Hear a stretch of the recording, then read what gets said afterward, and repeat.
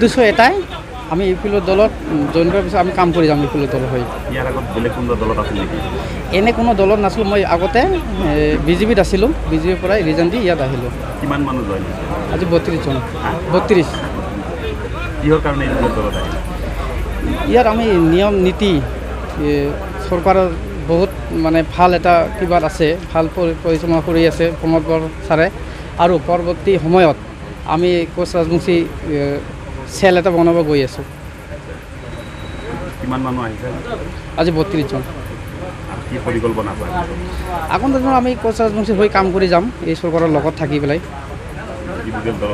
হয়, আৰু বিশেষকৈ থেংকছ দিব লাগিব আমাৰ MLA ছাৰ জয়ন্ত বসুমতাৰী ডাঙৰীয়াক। मोनसे लाइमोनफोरा सनु राय हांगाबारि गामिनि बिनि दैदेननायाव दिनै इउपिपिएल दोलोआव बिथांमोनहा जयेन जाफैबाय आरो आं फोथायदों जे दिनैहाय प्रमोद बर' बिथां जोंनि मानगोनां चिफ बिथांनि बिटिआरखौ गोजोन थासारि लाबोनायजों लोगोसे फारफ्रोम बिथिं जौगानाय आरो मोनफ्रोमबो हारिफोरनि समान मोनथाय समान जौगानायनि थाखाय जिफोर खामानि मावनाय बेखौ नुनानै दिनैहाय गुबुन गुबुन हारि माहारि गुबुन गुबुन आफाद दोलोनिफ्राय दिनै इउपिपिएल दोलोआव राजनितिक दोलोआव हाबफैनो थाखाय दिनै जगाजग जागासिनो दङ आरो बिनिनो दिनैहाय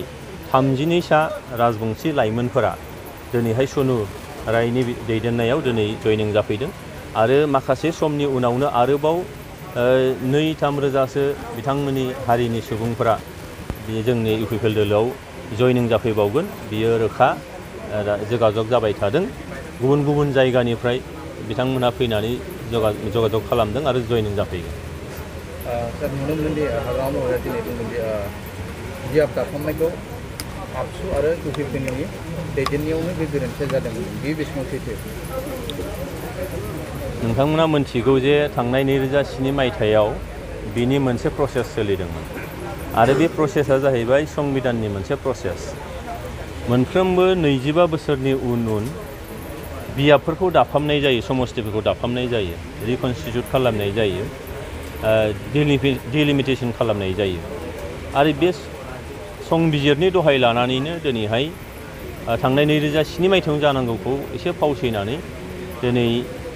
2023 मायथाइयाव बेखौ खालामनाय जादों। दा बेयाव संबिधाननि बाथ्रा, संबिधाना गोहो होदों इलेक्शन कमिशनखौ। इलेक्शन कमिशना जाहैबाय इन्डिपेन्डेन्ट मोनसे स्वतन्त्र मोनसे आफाद बियो। बेयाव सोरहाबा आखाइ होनाय सोरनिबा माने बेखौ दैदेननो नागिरनाय बे मालाबाबो जाया। बिथांमोना संबिजिरनि बायदियैनो जेफोर खान्थिफोर दङ बे खान्थि बायदिनो खालामदों। दिनै हाग्रामा महिलारि बिथाङा जों नुदों जे थांनाय 15 बोसोराव दिनै गणबिच्छिन्न जानानै दं बिथांनि दोलोआ हाग्रामा महिलारिया। सुबुंफ्रा थांनाय 15 बोसोराव बिराद मोनसे आग्रहयै बिथांमोनखौ नेदोंमोन जे हारि माहारि जाथि जनगोष्ठीफ्रा समान मोनथाय समान जौगानाय मोनगोन, नैबेयाव गोजोन थासारि फैगोन होननानै नेदोंमोन। नाथाय बिथांमोना बहा गोजोन थासारि लाबोनो, हारिजों हारि दाङाबाजि खालामनाय, बर'नि राजनिथि लानानै फैबाय,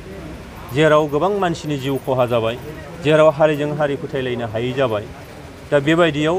मा जाबाय, बिथांमोना थांनाय बे 15 बोसोरनि उनाव गणबिच्छिन्न जाबाय, सुबुंफोरनिफ्राय जायखारनानै थांनांबाय। दिनै रायजो राजाखौ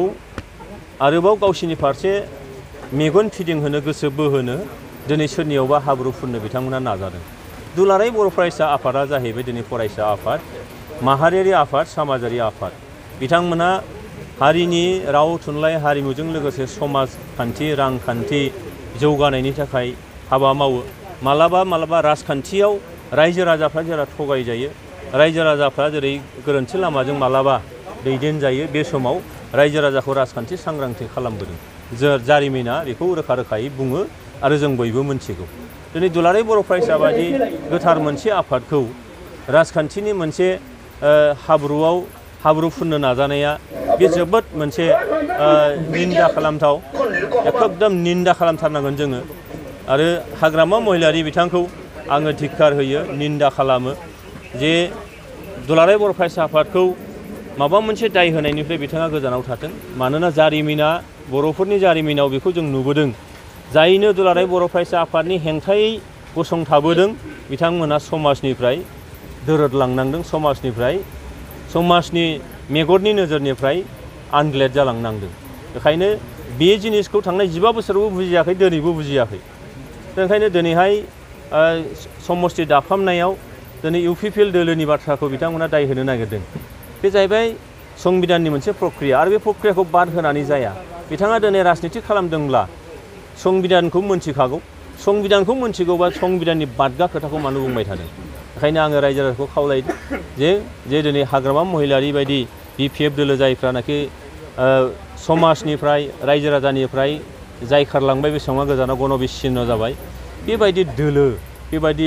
दैदेनगिरिफोरखौ खोथाखौ जों मालाबाबो खोनासंनायनि बाथ्रा गैया बिथांमोनखौ जोङो नेवसिनांगौ बिथांमोनखौ जोङो बिथांमोननिफ्राय जोङो जायखारनानै फैनांगौ आरो दिनै प्रमद बर'नि दैदेननायाव बेयाव सुपार 50 जादों दिनैहाय माने इन्जिनियारिंआव सुपार 50 जादों दिनै UPSCआव सुपार 50 खालामदों दिनै मेडिकेल लाइनाव दा बेबायदि हाबाफारिखौ दिनै हाग्रामा महिलारिया माला लाफेरामोन दिनै प्रमद बर'नि दैदेननायाव बिटिआर सरकारा मोनसे आसनि लादों दिनैहाय गियान सोरां बिथांखि अनसाय बिथांखि रग निर्मुल आलारि सोरां बिथांखि जायजों जोङो फरायसाफोरनो फिसा फिसा फालांगि खालामनायफोरनो जायफ्रा बेमार आजार जाजादों बिथांमोननो आरो जायफ्रा दिनैहाय जाय माने जोंनि मठ मन्दिरफोर जेराव दङ गिर्जा दङ जोंहा मस्जिद दङ बायदि धोरोमारि थानसालिफोर दङ बेखौ लुखांनायनि थाखाय दिनैहाय आलारि सोरां बिथांखि खालामदों हाग्रामा महिलारियाथ' खालामाखैमोन बेनिखायनो दिनैहाय रायजो राजाफ्रा बिभिन्न जाथि जनगोष्ठीया दिनै इउपिपिएल दोलोजों प्रमद बर'नि दैदेननायजों फैदों आरो दिनैनि नैबे 32सा जोंनि राजबंशी हारिनिफ्राय दिनैहाय जगदान जानायनि खारनफ्राबो बेनो बेखायनो हाग्रामा महिलारिया बिथाङा गोजानाव थाथों जे बेफोरबायदि बाथ्रा बुंनायनिफ्राय बुंबावदोंदि हाग्रामा महिलारिया प्रमद बर'आ सासे खिबथा मानसि बियो न'आव ओंखाम जाला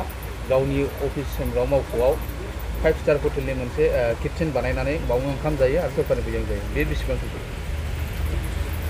5 स्टारनि होननानै बुङोबा बहाबा माने रेस्टुरेन्ट होननानै बुङोब्ला हाग्रामा महिलारियावसो जों जेरै थाङो ओरैनो नुयो राजा लामाजों थां बबे लामाजों थां बेयाव हाग्रामा महिलारिनि माबा नङा माबा दङ चन्दन ब्रह्मनि दङ खाम्फा बरगयारि देरहासार बसुमतारिनि माबा नङा माबा दङ गुवाहाटियाव थां बावबो हाग्रामा महिलारिनि दङ क'क्राझाराव नोङो थाइ आसि एरनो गैयै जायगाफोर दिनै हाग्रामा महिलारिया बहाबा रेस्टुरेन्ट बहाबा नोङो हटेल खुलिनानै लादों गौरां हटेलफ्रालाय मानि सोरलै दा बेफोरनोथ' ना दा जाय मानसिया जेजों लोब्बा थाबाय थायो बे मानसिया गुबुनखौबो बिदिनो सानफ्राङो सिखावा सिखाव सानफ्राङो सादुआ सादु सानफ्राङो बयखौबो दिनै गावहा हिसाब गैयै हाजोसे समान धोन सम्पति खामायनानै लाबाय गुबुनखौबो बिथाङा बिदिनो सानफ्राङो हाग्रामा महिलारिमोन बायदियासो दिनैहाय बहाबा थाङोबा स्टार हटेलाव थाहैयोनो बहाबा थाङोबा बेबायदि नङाबानो थानो हायानो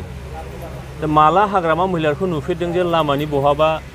लामा दथ'खानि साहा दखानाव साहा लोंनाय सोरबा खोन्थाफिननो रोंदोंना हाग्रामा महिलारिखौ सोरखौबा खोन्थाफिननो रोंदोंना जोंनि प्रमद बर' बिथाङा दाबो लामानि बहाबा गलायाव साहा लोङो माला नुफेरदों हाग्रामा महिलारिखौ बेखायनो बे बाथ्राया जाहैबाय जे दिनैहाय जाया गारा नङा गारा दिनै दाय फुननो नाजानाय हाग्रामा महिलारि नों माने दिनैहाय बिटिआर सोरखारा प्रमद बर' दैदेननाय सोरखारा समायखिरा लाजेननायनिफ्राय दिनै बोसोरथाम जानो थांगासिनो दं समायखिरा लानाय टाइमावल' हाग्रामा महिलारिया एसेम्ब्लियाव बिथाङा नुजाहैदों सेक्रेटारियेट बिथाङा गाहैदों बिनि उननिफ्राय थांनाय बे फ्राय बोसोरथामसोआ बियो माने एसेम्ब्लियाव गाहैयाखै बेयाव नों सेक्रेटारियेटआव थाङाखै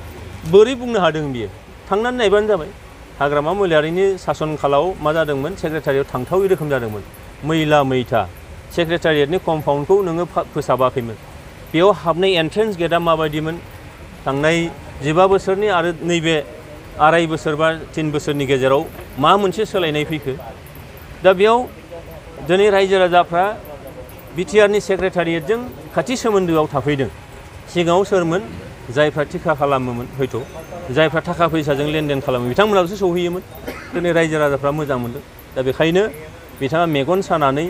निस्सय बे खोथाफोरखौ बुंदों दा खुनु बेस गैया बे बेसलेस खोथा बियो आरो बे खोथाखौ दिनै रायजो राजाफ्रा निस्सय फोथाया आङो रायजो राजानि सायाव बिसास दं